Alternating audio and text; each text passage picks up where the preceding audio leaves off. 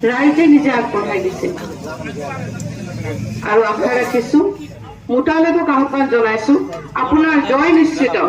কিন্তু জিকাৰ পিছত আজি যিসকল ৰাইজ আপোনাৰ হৈ ওলাই আহিছে তেখেতসকলৰ হৈ কাম কৰিব লাগিব তেখেতসকলৰ মাজত থাকি কাম কৰিব লাগিব